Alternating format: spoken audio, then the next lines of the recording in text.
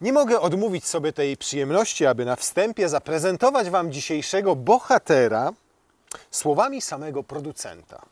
Otóż, poznajcie auto, na którego widok szybciej zabije nie tylko Wasze serce, lecz również serca wszystkich, obok których przejedziecie. Odkryjcie fascynujący, elegancki i jednocześnie sportowy design nowego Passata. Kochani, serce może szybciej Wam zabije, a jednocześnie spodnie się wypełnią. Nowy Passat B9. Już czujecie to szybsze bicie serca? A może spodnie Wam się bardziej wypchały w kroku? Passat B9.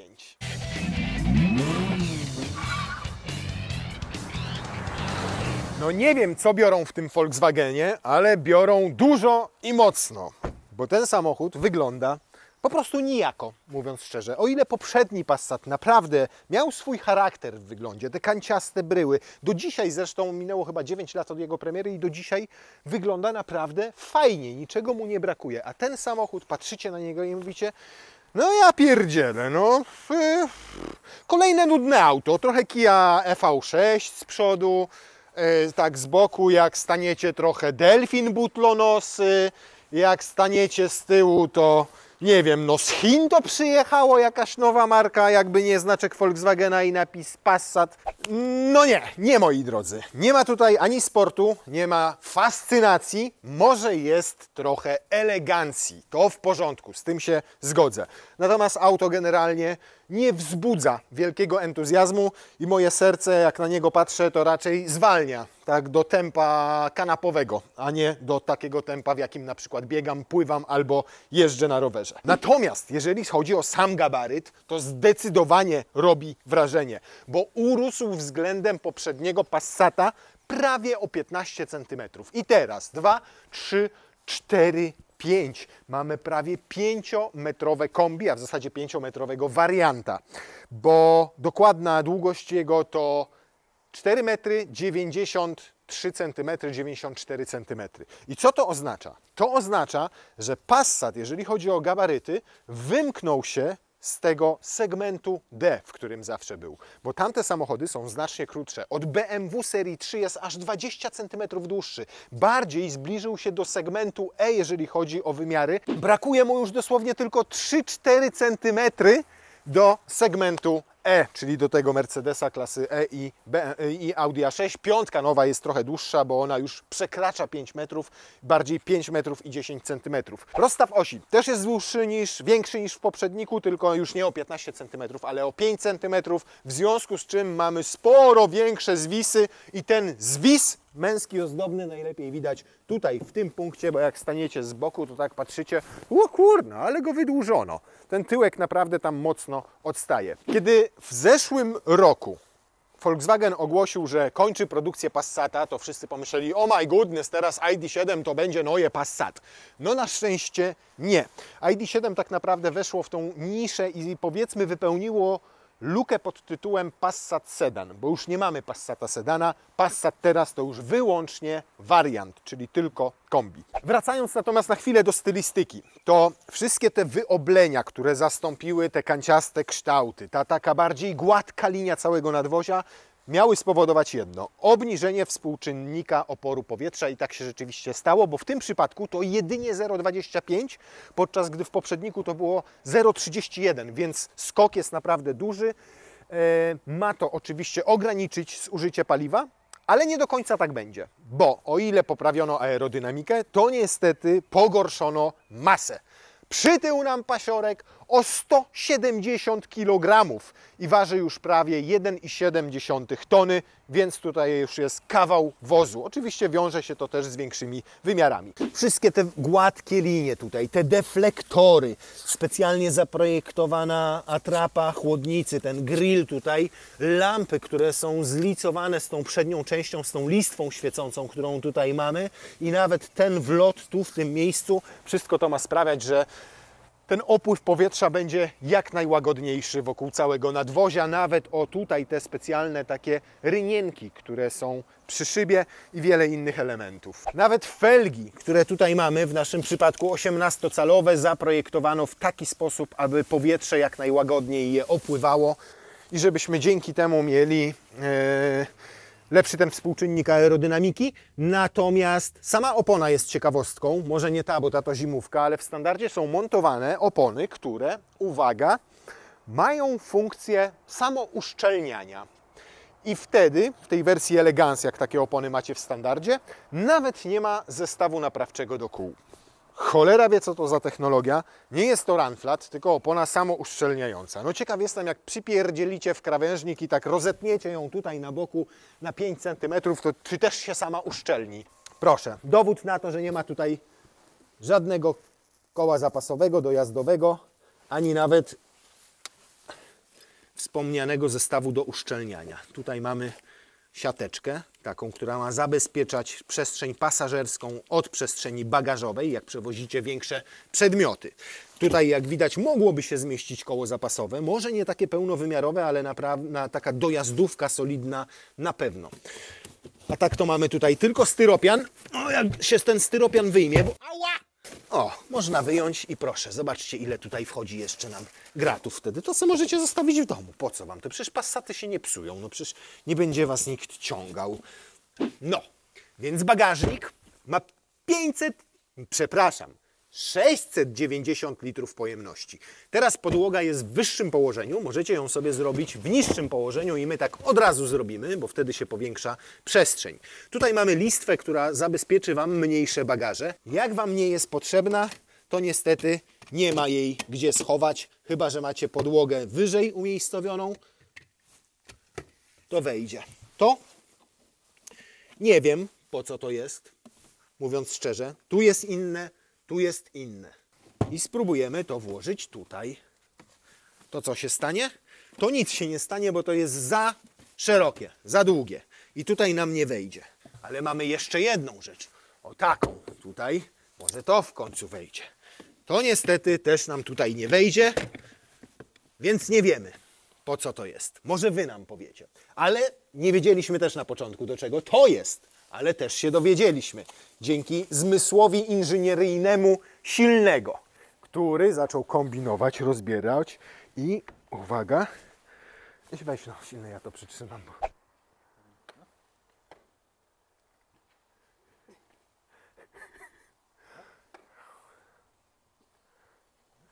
Mnie lepiej idzie teraz obsługa twojej kamery niż tobie.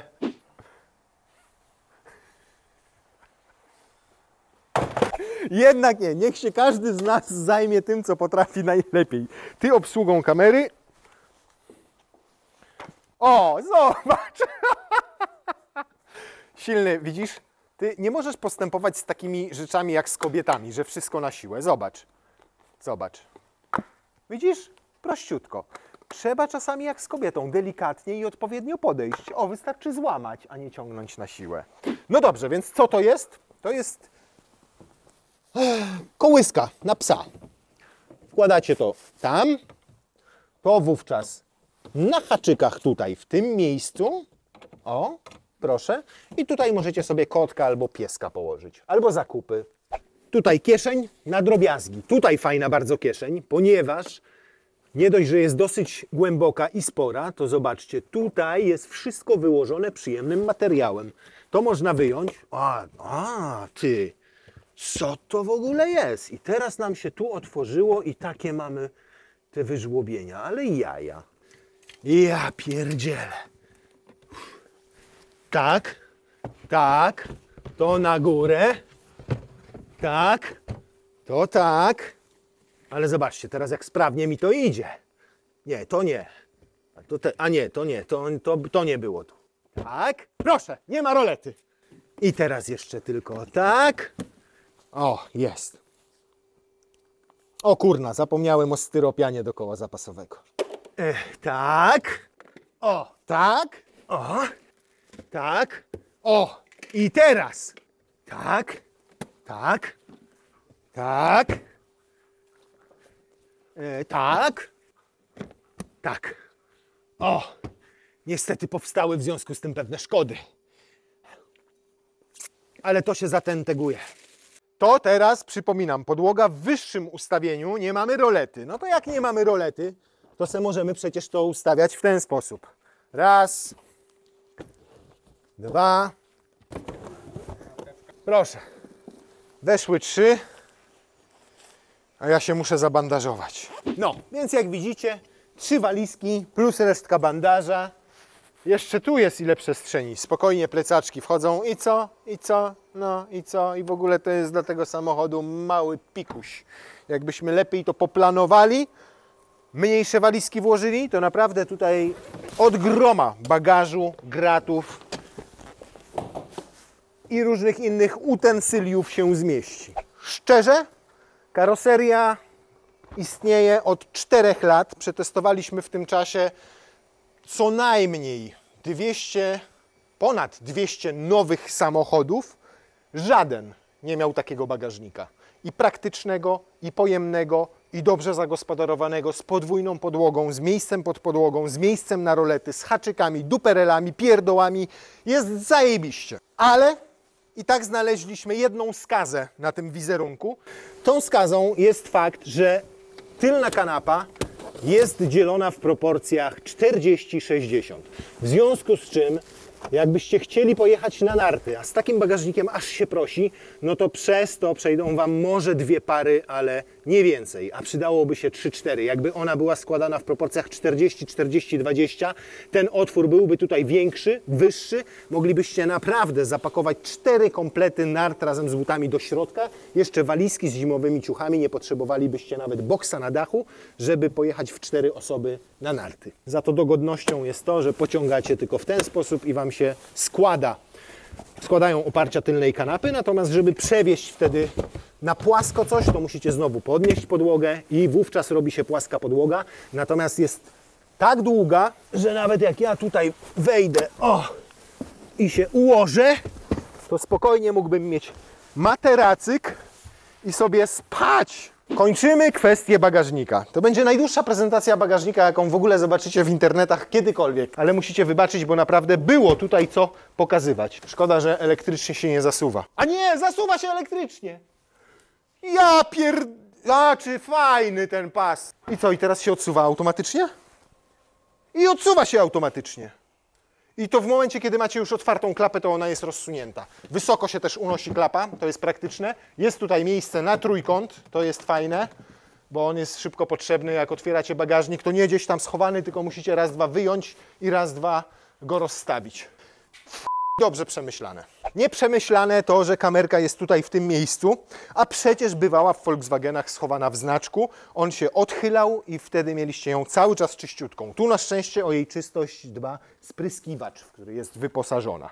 Niemniej tamto rozwiązanie wydawało mi się bardziej innowacyjne z jednej strony, a z drugiej też skuteczniejsze. Niestety wydłużenie rozstawu osi i całego samochodu nie wpłynęło na ilość miejsca z tyłu. Nadal jest go po prostu mało. Nie no, żartowałem. Chodzi o to, że przed chwilą siedziałem sobie tutaj rozłożony jak na fotelu ginekologicznym. No, dentystycznym, przepraszam bardzo, pomyliło mi się, do ginekologa jeszcze nie chodzę. Więc byłem naprawdę nieźle rozwalony, ale teraz do takiej podróży 4- czy 3-osobowej sobie ustawmy ten fotel. O, tak jest w porządku. To jeszcze możemy śmiało w pion. O, proszę bardzo. Tak i tak mogę jechać naprawdę na luzaku długą drogę. I jak będzie miał ten, co usiądzie za mną? Umówmy się, rzadko się zdarzają 2 takie wysokie osoby, 1,95 m, żeby jechały jedna za drugą w samochodzie. W tym wypadku, gdyby tak było, to obie się zmieszczą. Może jedynie ta siedząca z tyłu będzie mogła narzekać na brak miejsca nad głową. Kanapa w żaden sposób nie jest regulowana, a szkoda, bo mogłaby mieć chociaż oparcie pochylane bardziej do tyłu. Natomiast nawet jeżeli tam usiądzie z przodu ktoś, powiedzmy 1,70 m czy 1,80 m, i jeszcze będzie można przesunąć ten fotel do przodu, no to zobaczcie, ile tutaj jest przestrzeni. No po prostu petarda. Kanapa tutaj jest fajnie, to siedzisko umieszczone tak jakby troszkę wyżej, a przynajmniej w taki sposób, że mam podparte całe uda i tutaj i tyłeczek i wszystko dobrze leży, jest po prostu wygodnie, a nie siedzę z nogami w ten sposób podkurczonymi, więc jest naprawdę ok, co nie jest oczywiste w sedanach i kombi segmentu D i segmentu E. Wysokie oparcie, więc dobrze mi tutaj wszystko podpiera. No jedyny mankament to jest to miejsce nad głową. Być może w wersji bez szklanego dachu, który kosztuje dodatkowo 5900, jest trochę lepiej, a może nawet znacznie lepiej. Fajne, praktyczne rozwiązania. Tutaj dwie kieszonki. W jednej tutaj jest silnego akurat kabelek, w drugiej mogę sobie umieścić telefon na przykład. Oprócz tego ta klasyczna kieszeń w tym miejscu. Oprócz tego fajnie wyłożone wykładzinką kieszenie w bocznych drzwiach. Też duży plus. Oprócz tego bardzo fajne rozwiązanie w podłokietniku, bo tak, uchwyty na kubek mamy zakryte. Jak je sobie odchylimy, to je widać. Jednocześnie dostajemy co? Dostajemy taką półeczkę na telefon i możemy sobie na przykład coś oglądać ze współpasażerem. Jeżeli jest za małe pochylenie, to jeszcze naciskamy tak i jeszcze bardziej się odchyla. Bardzo fajne, praktyczne rozwiązanie. To jest podgumowane, więc nic się nie przesuwa. Nie ma niestety ładowarki indukcyjnej, a to jeszcze byłoby fajniejsze, gdyby tu się znalazła indukcja, no ale nie oczekujmy zbyt dużo, w końcu to tylko Passat. Za to mamy tutaj dwa gniazda USB-C. Fajnie, że nie gdzieś tam głęboko schowane i musicie trafiać tylko na wierzchu, więc to i skraca długość kabla do Was i jednocześnie łatwiej jest tutaj trafić. Dwa nawiewy i trzecia strefa klimatyzacji, którą regulujecie sobie tylko temperaturę dla obu tych miejsc, a nie dla każdego z osobna. Skórka. Wszystko to z tyłu jest miękkie, ale nie jest prawdziwą skórą. I niestety w niektórych miejscach jest bardziej gumą. Co ciekawe, tu jest przyjemniejsze niż tutaj na szczycie. Dotykam tego i czuję, jakby to było lekko gumowe. To samo dotyczy niektórych tylko elementów, bo na przykład ten jest w porządku w dotyku, choć też jest to sztuczne i perforowane. Natomiast o ten już dotykacie i mówicie, kurde, to jest guma normalnie, to jest guma. No i zobaczcie, o, tak wygląda ta tapicerka, choć samochód jest nowiuteńki, no to są już takie miejsca, gdzie ona jest po prostu zagnieciona. A na przednich fotelach wygląda to jeszcze gorzej i za chwilę Wam to pokażę. Więc są takie skazy na tym wizerunku bardzo dobrze skądinąd wykonanego wnętrza. No na przykład zobaczcie, tu jest to niby miękkie, fajne i wygląda super. Tutaj jest naprawdę piękne i tu jest jeszcze prawdziwą nicią przeszycie, a to jest nić z wtryskarki. No i to już kompletnie nie pasuje do charakteru całego tego wnętrza, bo o ile naprawdę całościowo jest świetnie wykonane i z bardzo dobrych materiałów, to się pojawiają takie, to są takie pryszcze na wizerunku bardzo ładnej modelki. To teraz to, co tygryski lubią najbardziej. Oczywiście te tygryski, które zawsze jeździły Passatami, bo z czym się kupowało Passata? Passata kupowało się z dieselkiem. I nadal mamy dieselka w Passacie. W tym wydaniu 150 koni mechanicznych, ale będzie też wersja 190 koni mechanicznych. 360 Nm. Skrzynia oczywiście dwusprzęgłowa DSG 7-biegowa. Innej do Passata warianta już nie dostaniecie. Jest oferowany wyłącznie z DSG. Ale wiecie, co jest najpiękniejsze? Najpiękniejsze jest to, że dzisiaj, w 2024 roku, w czasie elektryfikacji, kiedy wszyscy robią, jak nie elektryki, to przynajmniej hybrydy, a jak nie hybrydy, to już wszyscy muszą mieć ten malutki silniczek elektryczny i tę malutką bateryjkę, które dają, a tutaj tego nie ma.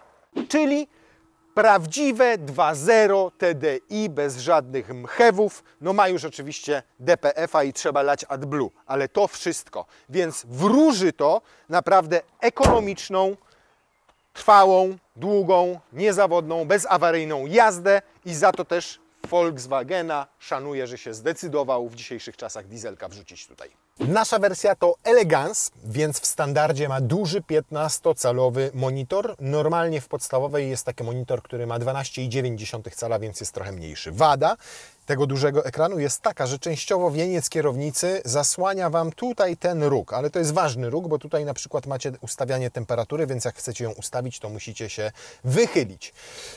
Natomiast same multimedia tutaj działają rewelacyjnie. Volkswagen ewidentnie wyciągnął wnioski z błędów, jakie popełnił choćby przy ID3 albo przy nowym Golfie 8 i teraz to wszystko działa tutaj świetnie. Tu możecie sobie przyporządkować najpotrzebniejsze skróty. Ja wśród tych skrótów na przykład mam fotel, ponieważ często sobie włączam masaż tutaj. I ten masaż jest świetny. On jest w standardzie w wersji Elegance, jaką mamy. W standardzie są te fotele ergo, tak zwane, czyli idealnie dopasowane do sylwetki człowieka, tak żeby Was nic nie bolało w dłuższej podróży. Mają wielokierunkową, zdecydowanie tą, no, jak to się nazywa, regulację. O, a teraz sobie ustawiam pozycję fotela pasażera. O, mogę nawet z tej pozycji sobie ustawiać fotel pasażera. Wow, przesuwać, nawet nie wiedziałem.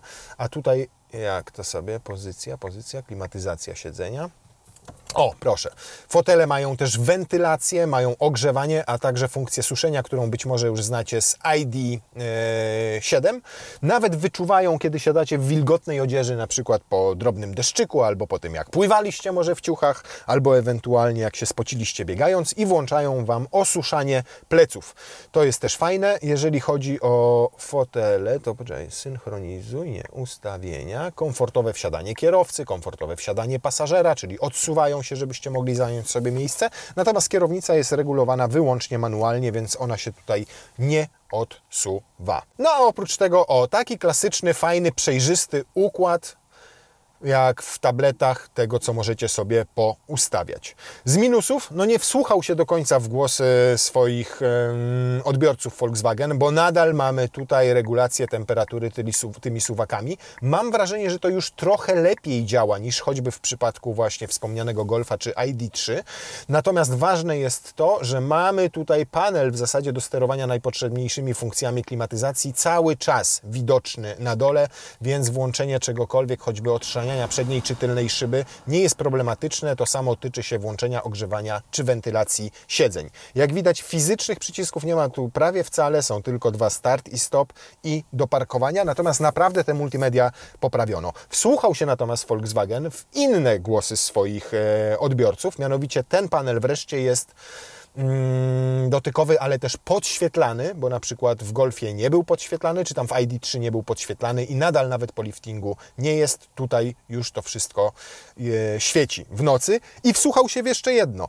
W ID3 czy w Volkswagenie te przyciski są haptyczne i działają fatalnie, więc w Passacie z nich zrezygnowano i są takie, jakie być powinny, czyli klasyczne, naciskacie i wszystko się zmienia. A zmieniać tutaj można sporo, bo można sobie inne tutaj ustawić wskazania, można sobie na przykład wrzucić tutaj nawigację, inne wskazania mogą być tutaj na tych zegarach, też tutaj możecie sobie mnóstwo rzeczy przyporządkować, takich, z których najczęściej korzystacie, ale możecie też sobie tutaj na przykład, no i oczywiście można też tutaj ten środek sobie zmienić. Teraz pokazuję nam, ja lubię mieć tutaj na środku komputer pokładowy, ale dowolnie sobie możecie tutaj to skonfigurować i po prostu mieć coś innego, nawet mapkę, i jak weźmiecie view w ten sposób, to ta mapka jest jeszcze bardziej czytelna. Czekam na firmę, która pierwsza zrobi nam tutaj Apple CarPlay wskazania na przykład z Google Mapsa. Wtedy to już będzie petarda. Generalnie estetyka tego wszystkiego też bardzo mi się podoba, bo to jest wszystko mięciutkie. Tu jest znowu ten ładny szef. Nawet schowek, proszę, jest wyłożony caluteńki, przyjemną, miłą wykładziną. Fajny jest ten panel tutaj, który nie jest szklany, tylko plastikowy, ale w nim są zatopione drobne listwy i one są podświetlone łącznie ze znaczkiem Passat. Szkoda znowu, że na ten szef tutaj z wtryskarki musicie patrzeć i tak samo tutaj przed kierowcą. Wolałbym też, żeby to wszystko było pod jedną taflą szkła. A tutaj to mamy trochę takie wrażenie, że tutaj mamy zegary, a tutaj ktoś dostawił ten ekran. Natomiast jakość zmontowania tego wszystkiego jest naprawdę niezła. Nic tutaj nie lata, nie trzeszczy.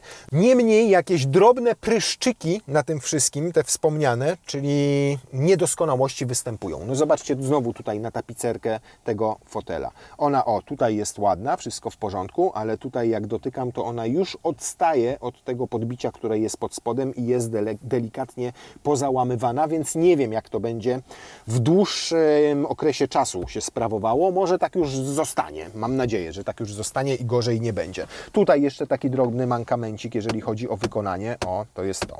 Takie odstające. Co tutaj mamy? Fajnie, że mamy odsuwane na uchwyty na kubek roletki, takie małe. Tu mamy drugą roletkę i możemy sobie indukcyjnie ładować telefon. I to jest bardzo fajne akurat, że ten telefon nigdzie tu się nie przemieszcza, bo to jest podgumowane i idealnie, przynajmniej na mój telefon, pod względem rozmiaru zrobione. Nie wiem, czy będzie na każdy pasowało, na ten pasuje super. 2 gniazda USB-C. Podłokietnik taki na stałe, nie jest już regulowany jak w poprzedniku i do góry i wzdłużnie.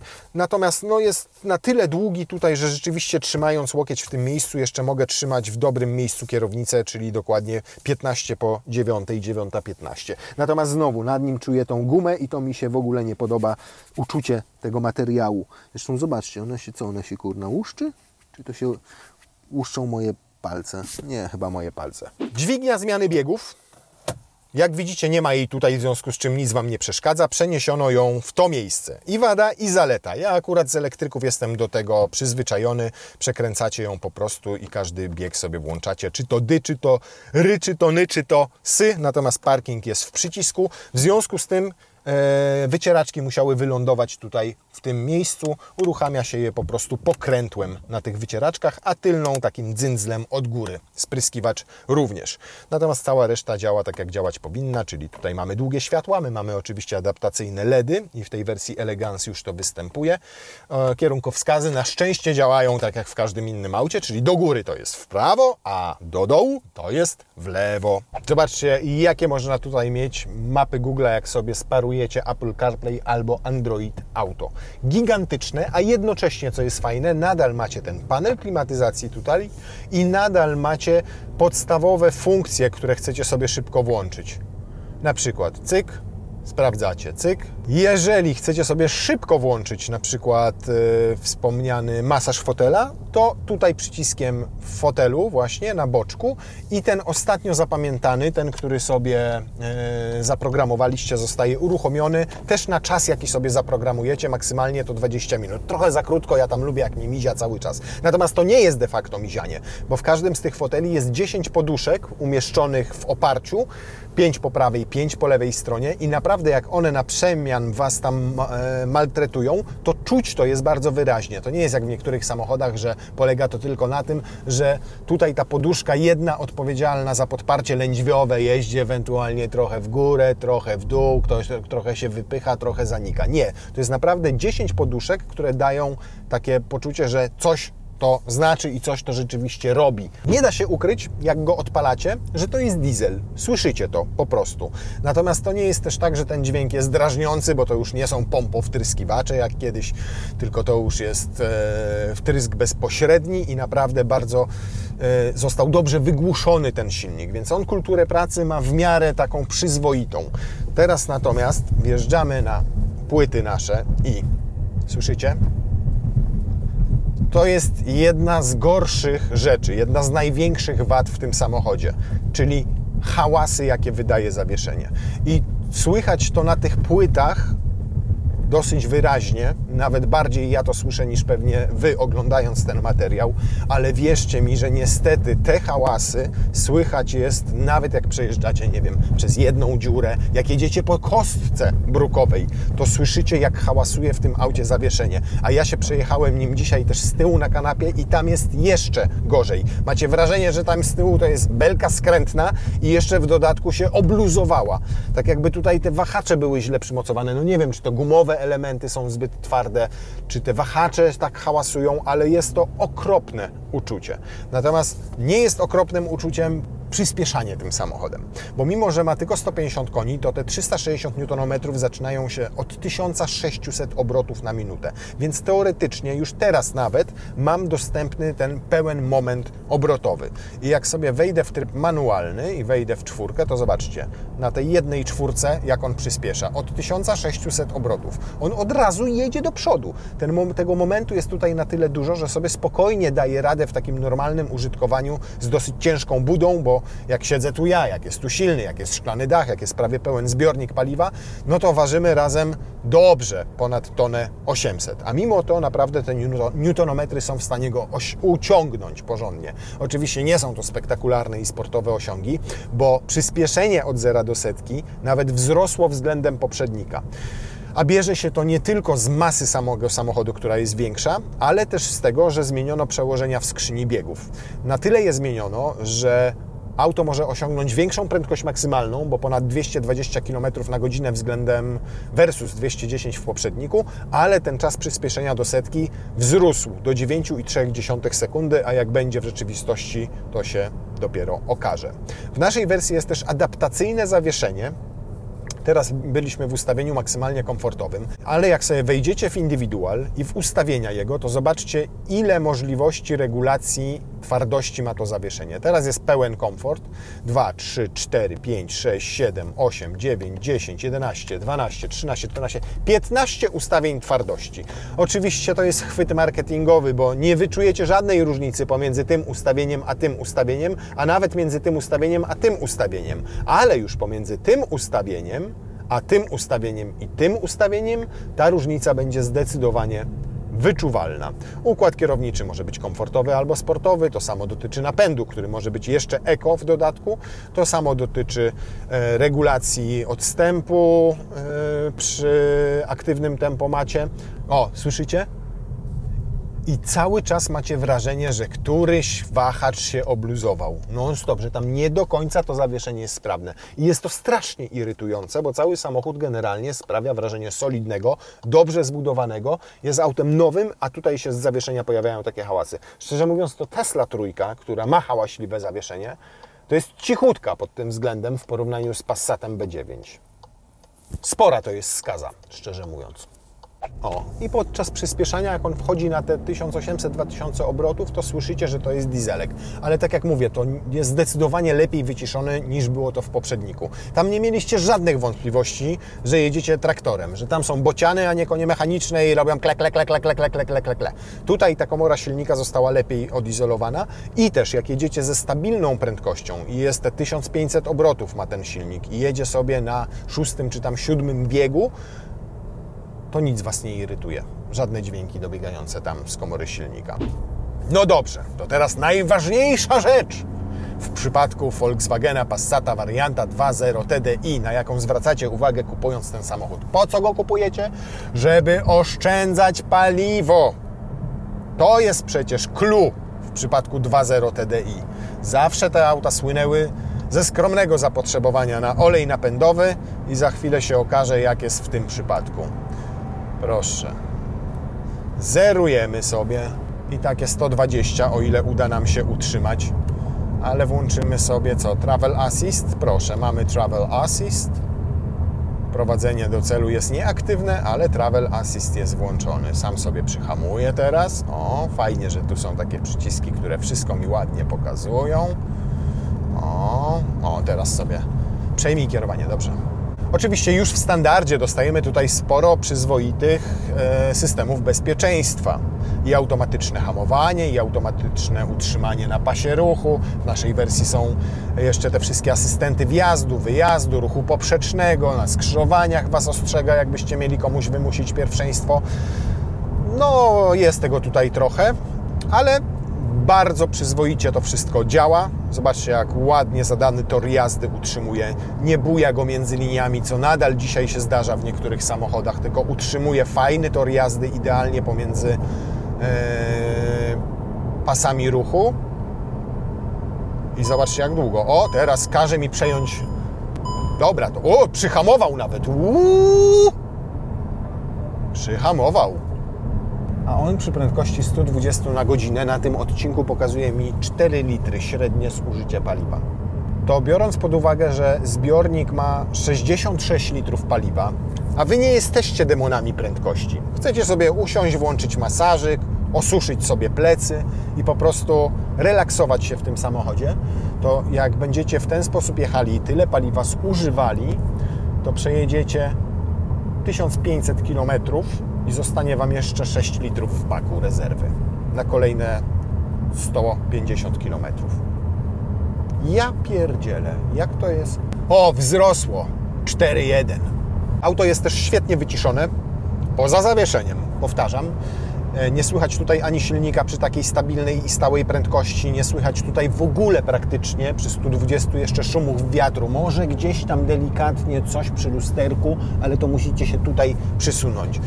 Możecie sobie śmiało naprawdę słuchać muzyczki sączącej się, w tym wypadku ze standardowego audio, bo nie ma tutaj oznakowania żadnego ani B, ani Harman Kardon, ani JBL, ani nic takiego.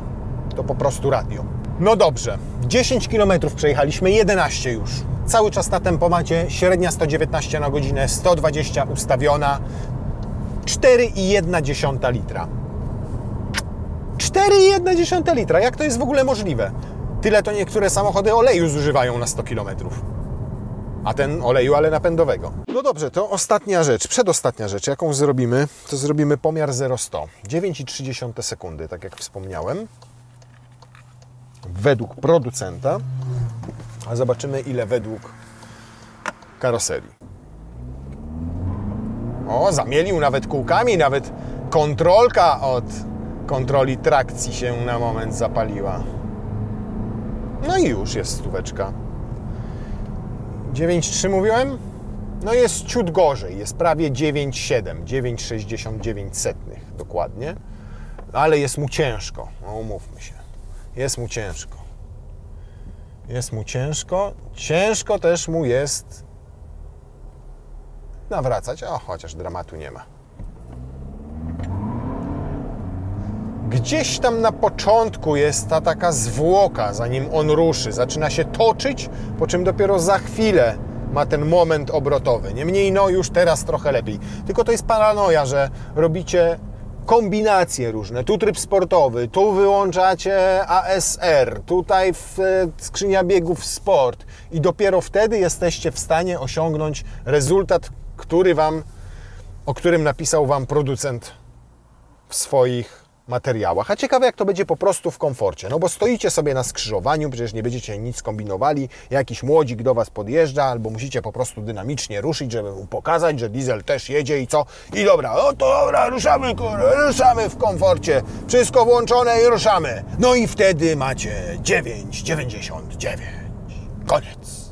No to jest moja wina, to jest moja i silnego wina, to nie jest wina Volkswagena. Nie obarczajmy go za to, subiektywne wrażenia są znacznie lepsze.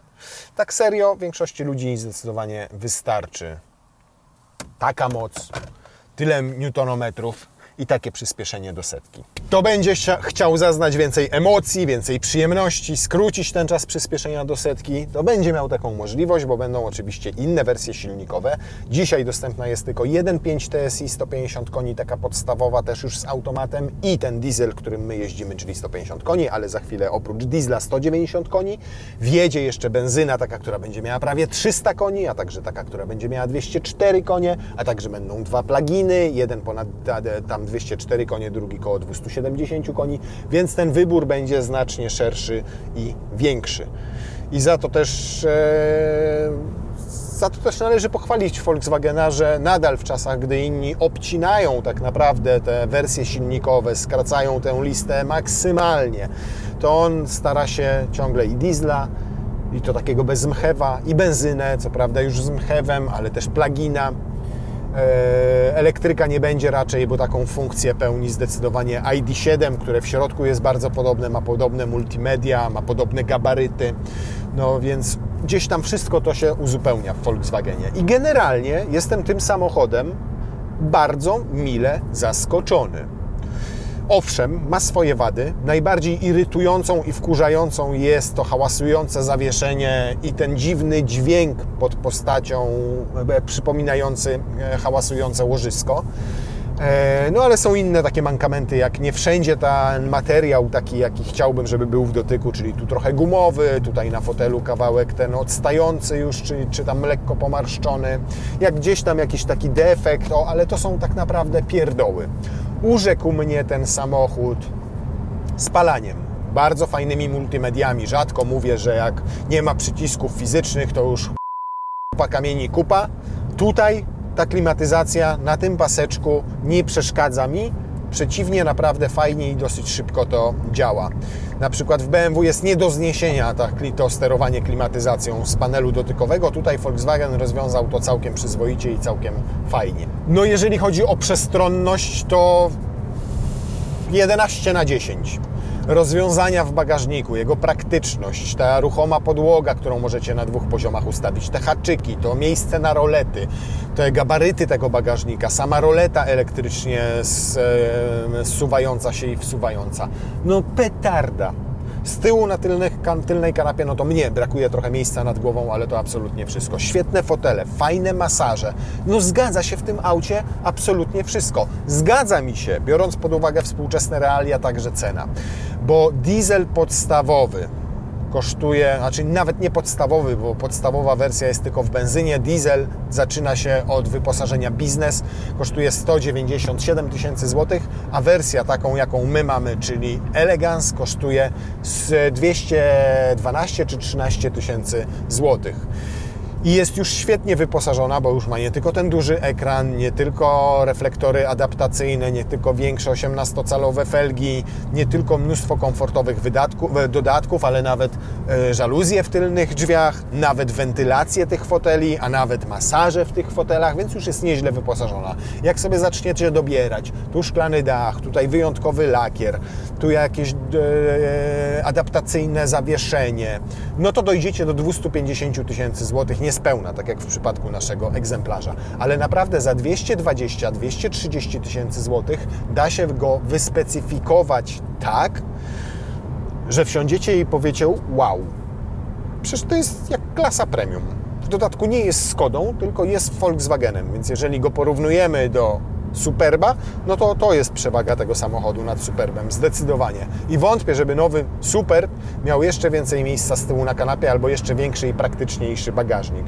Wydaje mi się, że to po prostu Passat jest wreszcie lepszą Skodą Superb, przy czym sam pozostał w charakterze Passatem i Volkswagenem, który jest naprawdę wart uwagi.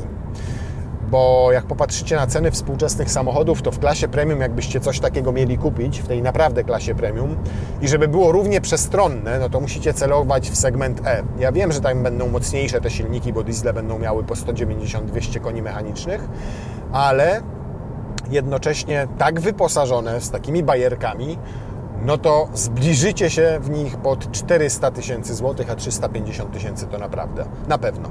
I nie wiem, patrząc na materiały w tym samochodzie, na ich wykończenie, na ich wykonanie, poza drobnymi gdzieś tam niuansami, takimi jak te przeszycia, czy wspomniana tapicerka na tych fotelach, no to nie wiem, czy nie wolałbym jednak mieć tej 100 w kieszeni i brać takiego pasiora. Bardzo udany wóz, mówię to całkiem szczerze, a o Volkswagenach ostatnio mówiłem to nieczęsto, jak wiecie, bo ani ID3 nas nie urzekł, ani nowy Golf, ID7 już było znacznie lepszym autem, a to jest petarda. Szczególnie jeżeli lubicie oszczędzać nie tylko pieniądze wydane na samochód, ale też pieniądze wydane na paliwo.